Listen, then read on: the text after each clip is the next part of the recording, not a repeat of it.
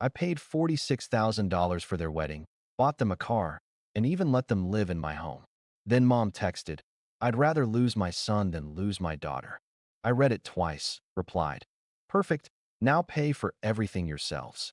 I withdrew my help. 10 minutes ago, the doorbell rang. I didn't order anything, but the box has my name on it. My name is Daniel. I'm 31, the eldest child, the responsible one, the so-called rock of our family. But if you'd asked me last Thanksgiving who I was, I would have said something softer. I would have told you I was the guy who always showed up, who paid without being asked, who didn't mind being the background character at every family gathering, as long as everyone else was smiling.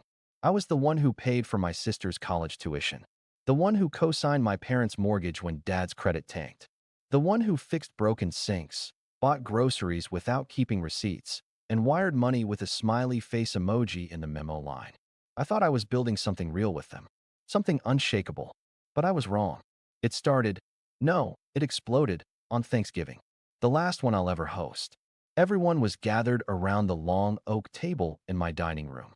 I'd refinished it myself 2 summers ago, sanding it down in the garage while my sister, Becca, drank iced lattes in the shade and scrolled through Pinterest for her wedding decor. She wanted a rustic chic theme. She didn't know what sanding really involved. The turkey was carved. The candles flickered. Everyone had their wine. And then came the toasts. It was supposed to be light, fun, a little gratitude, a little laughter. Becca clinked her glass and stood up, swaying slightly in her heels. "I just want to thank Mom and Dad," she said, glowing, "for always being there for me, for helping me and Ryan through everything this year, for being real family." There was a pause. "And of course," she added with a smirk, "Daniel, for, you know, paying for stuff." A few chuckles. Not from me. My fork froze midair. I didn't blink. I didn't breathe. I waited for someone, anyone, to add something, to soften the blow, to say, "Actually, Daniel did a lot more than that." But all I heard was my mom's laugh, loud and proud. "Well, honey, what are big brothers for?" And just like that, I wasn't at my own table anymore. I was 8 again, watching Becca cry her way out of trouble while I stood in the corner, silent and blamed. I was 16, handing over my birthday money for her phone bill. 23, wiring my first bonus check to my parents so they wouldn't stress. 31, and still the walking ATM. I stood up, not in a rage, not dramatically, but it was enough that the room went quiet. "I need some air," I said. That's when Mom looked up, wine glass in hand, and said the words that started everything. "Oh, don't be so sensitive, Daniel. You're not the one hurt here." I stopped cold. Victim? That's when I knew. They didn't see me. Not really. And what happened next? They never saw that coming either. You want the full story? Fine. Here it is. 3 years ago, my sister Becca called me in tears. She and Ryan, her boyfriend of 6 months, were accidentally pregnant and didn't know what to do. Our parents were furious. Dad wouldn't even speak to her. Mom said she'd prey on it, which, in our family, was code for figure it out without us. So Becca came to me. "I just need some time, Daniel," she whispered over the phone. "Just until we get on our feet." I had just moved into my first real house, a 3-bedroom place in Kirkland with a home office and a tiny backyard. I'd saved for years, delayed vacations, skipped bonuses, worked weekends. It was supposed to be my reset. Instead, it became theirs. "Of course," I said. "Come stay with me." They moved in 2 weeks later. Brought nothing. No crib, no dishes, no plan. Just boxes of clothes and a used air fryer Becca claimed she couldn't live without. That was the beginning. What followed was a slow, exhausting erasure of boundaries. My boundaries. At first, it was temporary. Then, just until the baby comes. Then, until after the wedding. Then, until we save for a deposit. Except they never saved. I paid for the groceries. I covered the utilities. I even put down $12,000 for Becca's emergency C-section when their insurance fell through. Ryan said he'd pay me back. He never brought it up again. And still, I didn't complain. Because that's who I was in this family, the fixer. The day Ryan's car broke down, he stormed into my office mid-meeting and said, "Hey man, we're stranded. You think you can help us out with a car?" I thought he meant an Uber. I was wrong. They came back from the dealership 2 days later with a used Jeep Cherokee in my name. My name. "Just temporary," Becca said. "Until we refinance. You've got good credit. Why not use it? My chest burned. I couldn't even argue. I'd already signed the paperwork. And I kept telling myself, this is what family does. But the worst part? It wasn't just the money. It was the silence that followed every time I asked for respect. Like when I asked them to clean up after themselves. Ryan smirked. You're acting like a landlord. Or when I mentioned maybe setting a move-out deadline. Becca laughed. So now you're kicking out your niece? Wow. Every time I tried to draw a line, they made me feel like the villain. Like I was selfish. Cruel. My mom reinforced it. You know your sister's been through a lot, she'd say, voice dripping with guilt. You're the stable one. You can help. So why wouldn't you? But she never asked what I needed. Not when I took on a second freelance job to stay afloat. Not when I stopped dating because there was a baby crib in my guest room. Not when I started therapy to process the anxiety of coming home to two adults who never knocked and a baby that screamed through every Zoom call. They didn't see me unraveling because I didn't unravel loudly. I just shut down. And then came the wedding. Becca wanted a lakefront ceremony, a boho chic barn reception, custom floral arches, a live string quartet. Price tag, $46,000. Mom says you'd be happy to cover it, she texted. No question mark. No please. When I hesitated, she called. I mean, you are walking me down the aisle, she said with a giggle. It's symbolic. You're basically giving me away. Might as well give me the day, too. I stared at the floor. My therapist's words echoed in my head. You're not their wallet, Daniel. But then Mom called. It's her only wedding, sweetie. Don't make this about money. I caved. Again. I paid the deposit. I sent the vendors their checks. I even covered Ryan's tux rental when he forgot. And on the wedding day, I wasn't even mentioned in the toast. I'm so grateful for my husband, Becca said, beaming, and my amazing parents who supported me every step of the way. I clapped with everyone else.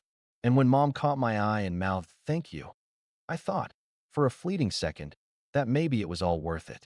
Until the texts started coming in. Messages from mutual friends, distant cousins. Hey, just wondering, why didn't your name show up on the wedding website? Wait, didn't you pay for everything? Why is Ryan's uncle listed as the sponsor? Becca had left me out from her own narrative. I wasn't her brother. I was her bank. But the breaking point hadn't come yet. Not until 2 months later, when I finally asked them to start looking for their own place. I said it gently, carefully. Hey, just checking in on your timeline. I can help you budget if you want. But I think it's time. Becca blinked at me. Oh, so you're done with us now? Ryan muttered, figures.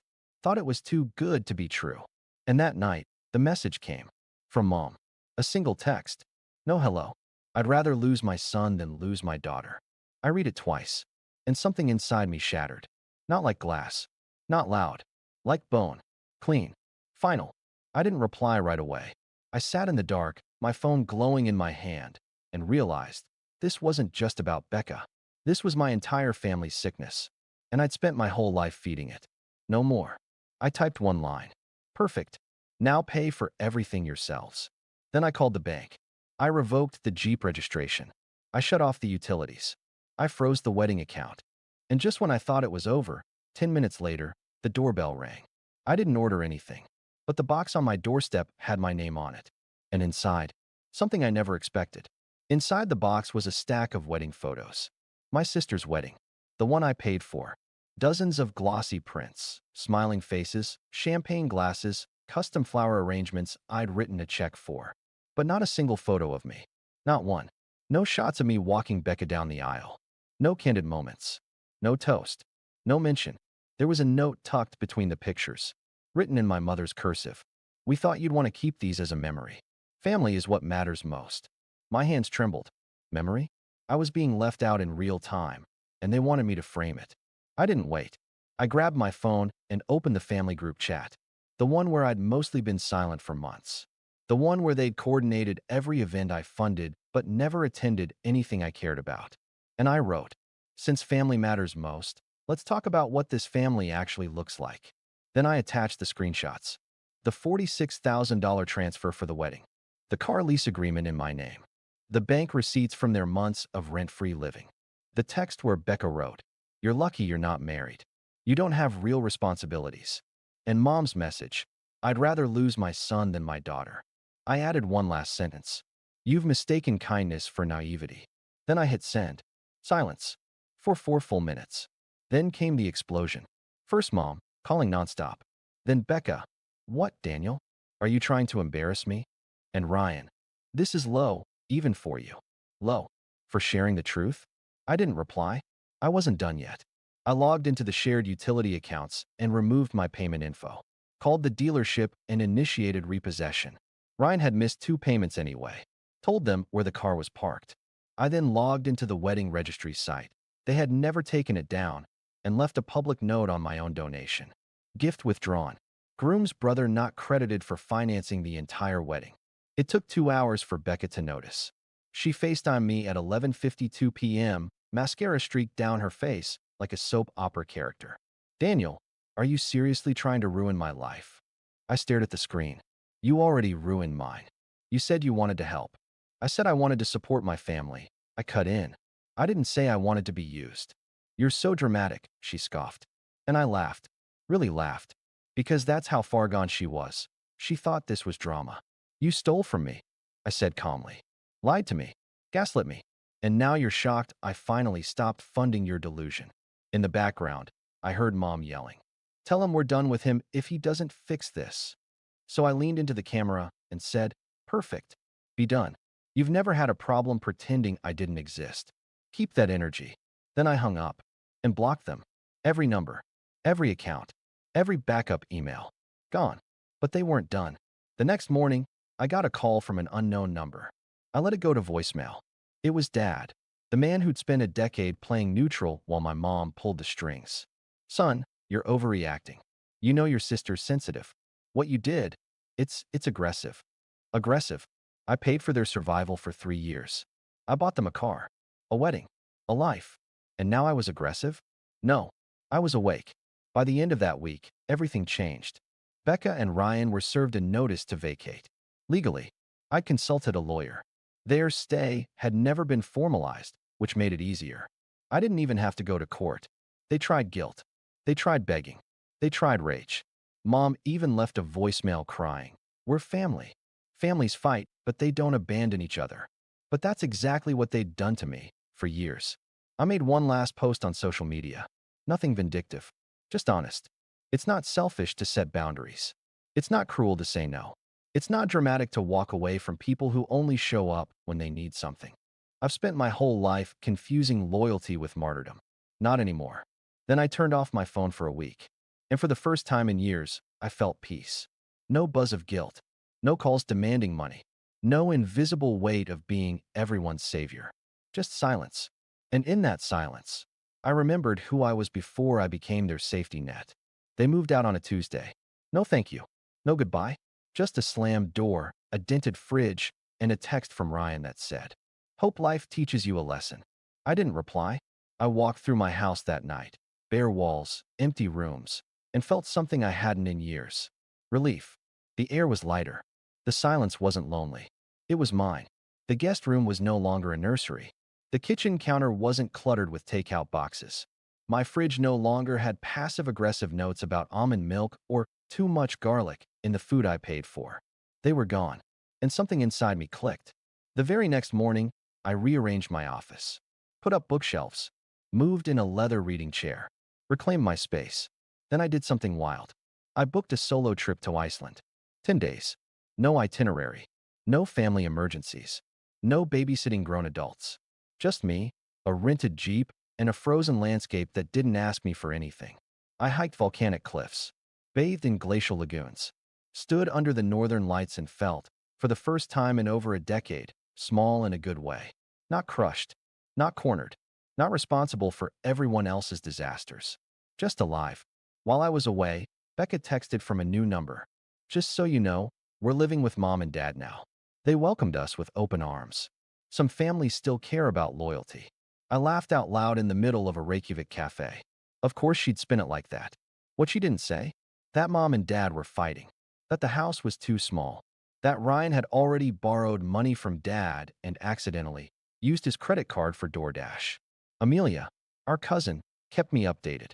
They're cracking, she said in one message. Now that you're out of the picture, the stress is turning inward. Apparently, when I stopped being the scapegoat, they turn on each other. Mom accused Dad of enabling Becca. Dad blamed Becca for taking advantage. Becca screamed that I'd poisoned the family. And Ryan? He vanished for a week and came back with a tattoo and a new vape business idea. The texts from Amelia became darker. Your mom told me you're dead to her. Becca's saying you never really helped, just wanted to look like a hero. Ryan's trying to sell the Jeep on Facebook Marketplace even though it's repossessed. They were spiraling. And I was thriving. Back in Seattle, I started dating again. Joined a hiking group. Got promoted at work, again. Bought myself a motorcycle. Not because I needed it, because I wanted it. For the first time in my life, I didn't feel like a cog in the machine of my family's chaos. I was building my life, curating it, and people noticed. Friends I hadn't seen in years reached out. One of them, Jamie, hugged me at a dinner party and said, "Daniel, you look lighter. Like you finally dropped a boulder you didn't know you were carrying." I smiled, because that's exactly what it was. The boulder was never mine to carry. It was everyone else's weight they dumped on me and guilt me into lifting. And I'd finally let it crash to the ground. I wasn't bitter. I wasn't angry. I was free. The only time I flinched was 2 weeks ago, when I got a letter in the mail. No return address. But the handwriting was familiar. It was Mom. The letter started soft. "Daniel, I've been praying for you. I hope you're doing well. The house feels empty without your voice." Then came the pivot. "Becca's struggling. She's been very emotional. I know she's made mistakes, but family should forgive." And finally, the ask. "We were wondering if you could help them get back on their feet. Just a little support, short term." I read it twice. Then I lit it on fire. Watched it curl and blacken in a ceramic bowl on my patio. And as the smoke rose into the air, I whispered, "I forgive you, but I'm not coming back." A month ago, I was sitting at a rooftop bar downtown. Alone, sipping bourbon, watching the sun melt into the skyline. It was my birthday. No calls. No texts. Not from Mom. Not from Becca. Not even a fake, guilt-laced Facebook post. And for the first time in my life, I didn't care. I didn't sit by the phone, waiting. I didn't feel that old sting of being forgotten. I just watched the sky burn orange and whispered to myself, "You did it. You made it out." I used to think family meant obligation. That love was proven by sacrifice. That you gave until it hurt, and then gave more. But that's not love. That's servitude. And I was done being the willing prisoner in someone else's drama. People ask me if I miss them. I miss the idea of them. The idea of a mother who protected me. A sister who respected me. A family that saw me as more than what I could provide. But those were never real. What was real? The debt. The betrayal. The silence when I needed support. The manipulation dressed up as tradition. The way they smiled when I gave, and turned cruel when I stopped. That was real, and I've grieved it. Not like a sudden death, but like a long illness that finally took its last breath. I don't hate them. I just refuse to shrink for them anymore. Because here's the truth no one wants to say. Blood doesn't excuse abuse. Being family doesn't give anyone the right to drain you, blame you, or erase you when it's convenient. I spent 31 years being the good son, the generous brother, the quiet supporter. I thought if I just gave a little more, they'd finally see me. But they saw me the whole time. They just didn't care. Until I stopped. Now, my life is quiet, peaceful, rooted. I've started therapy full-time. Not just to process what happened, but to make sure I never repeat the pattern. I've built a new family. Friends who call to check in without needing anything. Colleagues who celebrate my wins. A partner who tells me, "You don't owe me the world. I just want you." And that's enough. I keep a photo on my desk. Not of Becca. Not of my parents. Not even of the wedding I funded and got erased from. It's a photo I took on my solo trip, standing on a black sand beach in Iceland, waves crashing behind me, arms outstretched like I was catching the wind. No one else in the frame. Just me. Smiling. Free. That photo reminds me of something simple but profound. I'm not selfish. I'm not cruel. I'm someone who finally chose himself. And if that makes me the villain in someone else's story, so be it. I'm not going back into the fire just to prove I can survive the burn. I'm building a life where I don't have to constantly heal from people who claim to love me. Last week, I ran into Aunt Rachel at the grocery store. She hesitated at first, like I was a ghost. Then she gave me a hug. She leaned in and whispered, "I'm proud of you, Daniel. You were the only one brave enough to walk away." And for the first time, I believed it. That night, I journaled something that now sits framed on my nightstand. I will not be guilted into smallness. I will not carry what others refuse to own. I am not their scapegoat. I am not their savior. I am my own. 2 days ago, I got an email from Ryan. A simple subject line: "Hey man." I didn't open it. I didn't need to. I already knew what it would say. A half-hearted apology. A new financial emergency. A request framed as a chance to reconnect. But I'm not available anymore. Not for that version of them. Instead, I took my partner on a weekend getaway. We unplugged, laughed, drank wine by the fire. And when I told them the full story for the first time, the whole ugly, exhausting truth, they didn't flinch. They just said, "You deserved better." You still do. And I believe that, too. So now, when someone asks for more than I can give, I'll remember the doorbell. That box with my name on it. The pictures without me. The moment I finally drew the line. And I'll say, without guilt, without apology, no, not this time. Because I'm not their bank. I'm not their fixer. I'm not their sacrifice. I'm Daniel. And I'm finally free.